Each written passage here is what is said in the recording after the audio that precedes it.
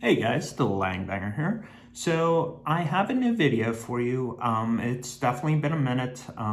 For most people that know me, they know me as a Yu-Gi-Oh guy, but for the last 2 years or so, I have been playing Flesh and Blood. So I'm going to go over a Flesh and Blood product that just released. The thought process behind this is it's a product or a deck that you can just buy and then you could just enter the tournament right away with it. So the way CC works, which is classic constructed, just to summarize, so you have 60 cards. You could use 3 of each card per color. And then you have a total of 20 cards on the side to either use for equipment or cards to mix in your main board. So you pretty much always have to stay at 60. You could go upwards to 70 in your deck and then just have your equipment and all that, so on and so forth.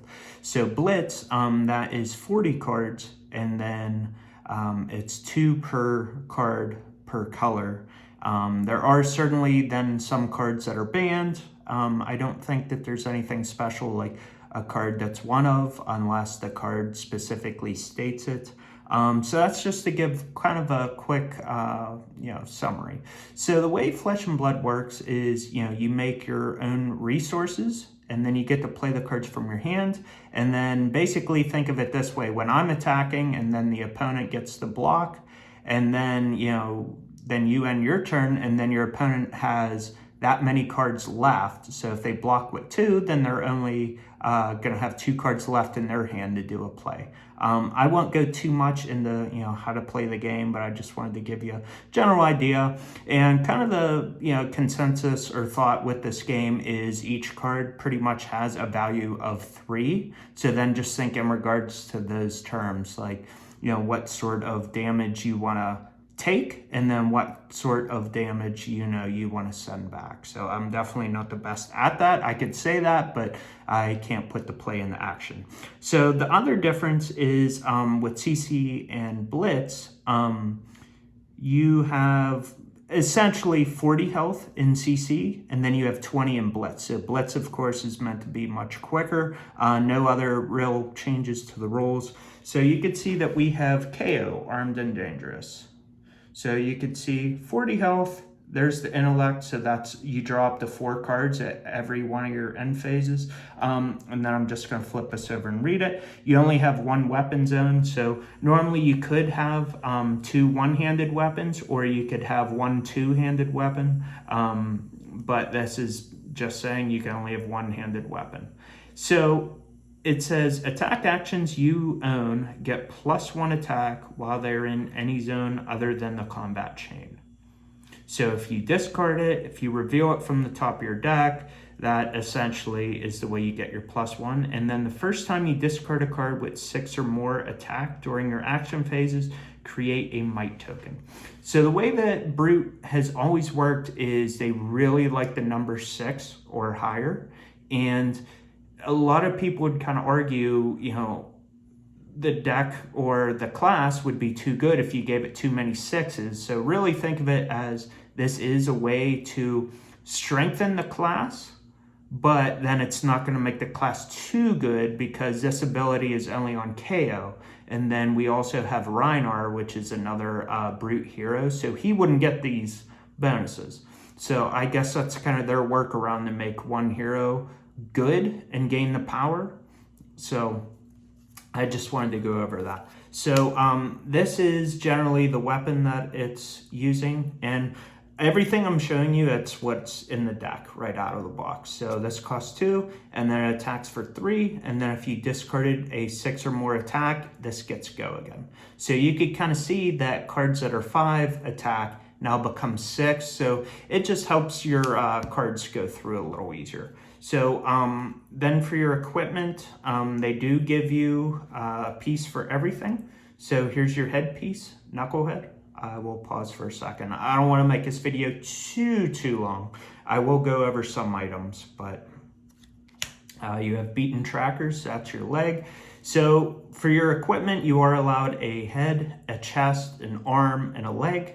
And then at the start of the game, you could swap those out, because then you put your equipment face down, and then you usually roll dice or find some way to decide who goes first. Then you flip over your equipment, and you do show your hero up front. So that's kind of the thinking, to where it's like, oh, is this equipment good versus that hero or that class? Oh, I don't want to do that, or this deck's going to have this strategy. I want to switch things up. So, when you're buying this product, which is supposed to be $40 MSRP, right, you do have enough to just open this up. You can sleeve it up if you want and enter ACC tournament. However, if you want to take your game a little further, you will need some more equipment that's either better, or it gives you more flex options, and then you also want to add some cards into your main board. So that's going to kind of be the big argument, right? It's like, I don't want to say $40 is a lot. I mean, the Blitz decks, which that's a product as well, where it's 40 cards. I think I was like 12 or $13. So this is 40, supposed to be. It's kind of shorted right now, and everyone bought them out, and they're kind of going for a little more. But yeah, it would be a matter of, where's the value in it? And you could look at it like, oh, I'll spend $40 if you can find it and go enter a tournament, have fun. However, if you're someone like me who already pretty much owns everything in the game, I look at that and say, oh, $40, I'm spending this $40, but it's just for the new cards that are in here. So that's kind of the weird part. I feel they could have put some more reprints in here, or more cards that kind of, better set up a new player, but that's my opinion. So little rant there. So I will also go over what cards are new in here. So Savage Stash. So this is a chess piece, and I will flip it over and read it. It says, action, destroy this. Attack actions with 6 or more attack cost you 1 less resource to play this turn. Go again. So right now, pretty much people are just using Tunic for the chess piece, and then you could use Hardened Crosstrap depending on what you're playing against. So the fact that this can block for 2 and then block for 1, that's really good value. That's something that this deck pretty much hasn't had before. So this is a really good card, and it's a Majestic. They also made these cards foils, so it's like, even if I wanted to buy this deck online, like this card alone is like $30, so that's 30 out of the $40 right there. This is a new card, Hide Tanner. So this is a arm. Yes, so there's no other arm. There's no multiple of equipment there. So pretty much, yeah, you just got one of each piece here. So this says, when you discard a random card with 6 or more attack, you may destroy this, and if you do, create 2 might tokens. And I will go over what all those tokens do. So I'm not entirely sure what this is. It's either going to be a guide maybe on how to play, or maybe this goes into detail about the deck a little further. So if you guys want to like pause that and click at, then that's cool. They give you a little art on the back. So always flip over your cards. You never know what's out there. So a might token says, at the start of your turn, destroy this. Then your next attack this turn gets 1 attack. So that's what might does.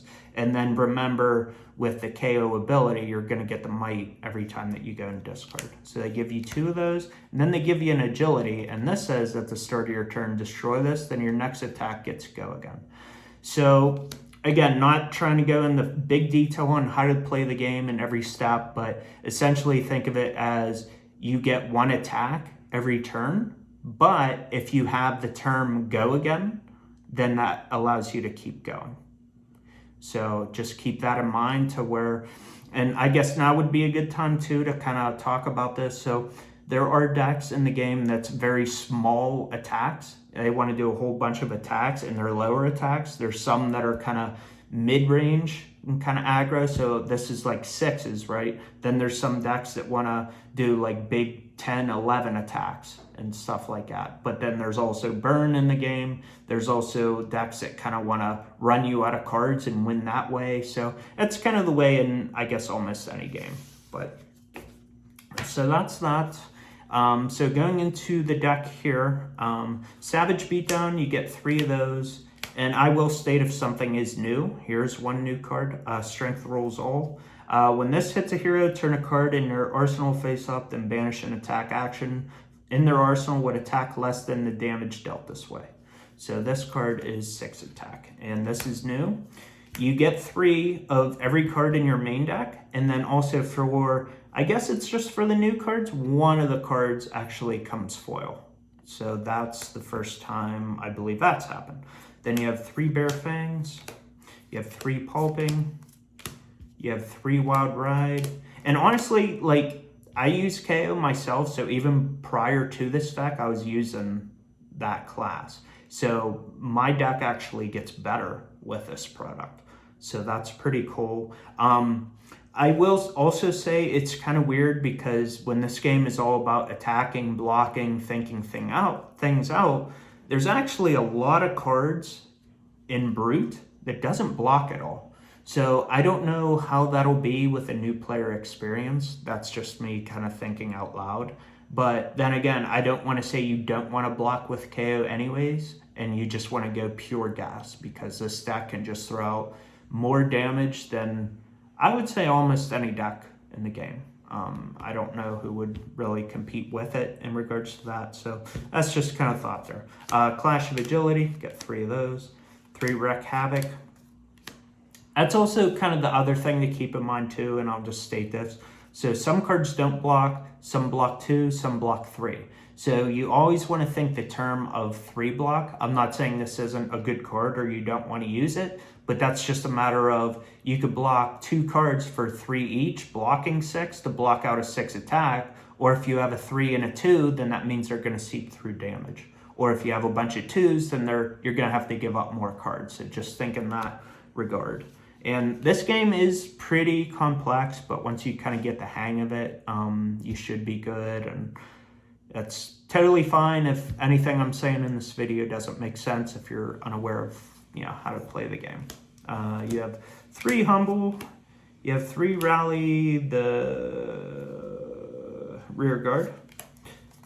So those were the red drops. And just so you know, cards that you pitch, maybe I will end up just saying all the roles in this game anyways, but just trying to help you guys the best that I can. I'm sure I can make this video like 60 minutes going into detail, but I certainly won't do that. So red cards, they are going to be, you have red, yellow, blue. So then in regards to the cards when you're attacking, red's going to be the highest, then yellow is going to be 1 less attack, and then blue is going to be 1 less attack than the yellow.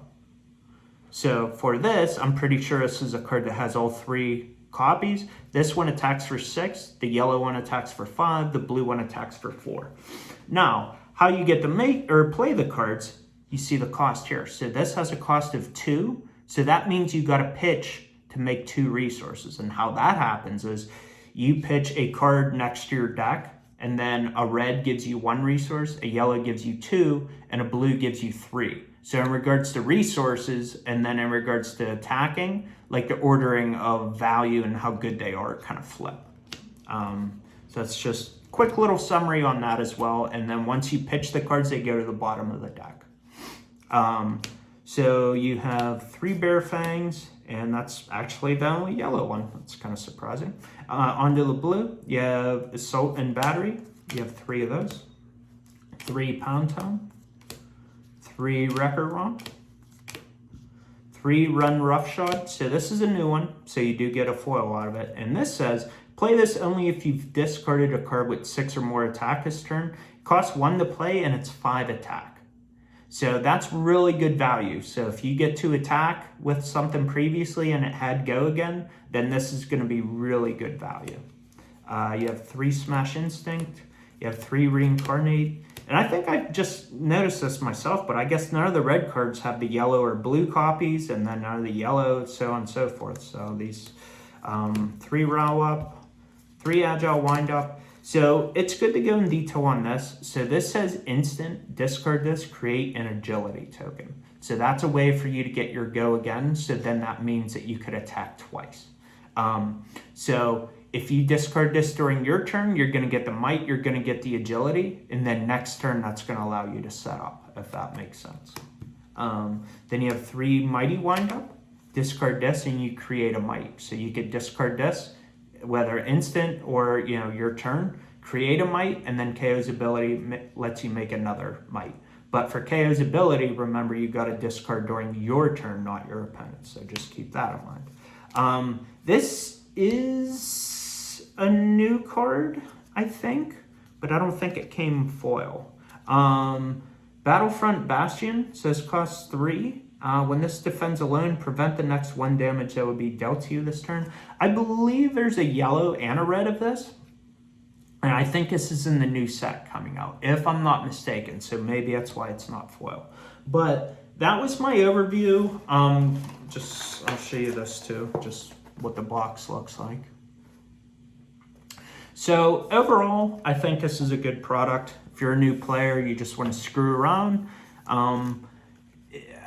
I guess it's like that with any game where it's like people can be really competitive, people can be casual, people just want to try out stuff. So it's like this is kind of meant to be competitive, but then also though too, it's like if you want to be competitive, you do have to put more money into this game. That's just being honest. I think this is a good start, but I think, you know, you would still have to spend a few $100s on top of this. That's just being completely honest. And like a lot of the value in this deck is from the new cards. There's not really any good reprints that was kind of valuable or kind of hard to get. So that's kind of a downside as well. I don't want to make it seem like I'm bashing this product. I'm just trying to give you the ups and downs and all of that. So, you know, generally speaking, just like in any game, like commons will be like $0.25, rares maybe $1, majestics might be $2.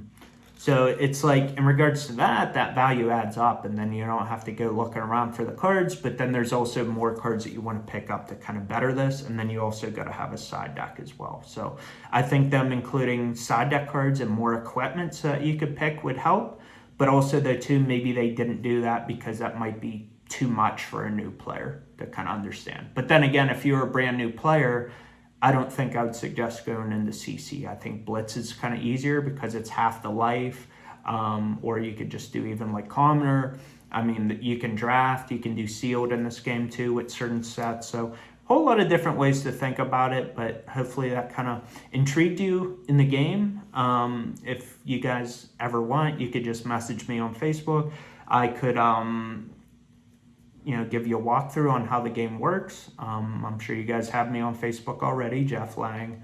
But yeah, happy to walk through, answer any questions. And, you know, I'm already at 17 minutes, but like I said, I could go on for an hour with this. So game's pretty complex, but it's really fun. And yeah, let me know if you give the game a try and your thoughts, and I will talk to you later. Peace.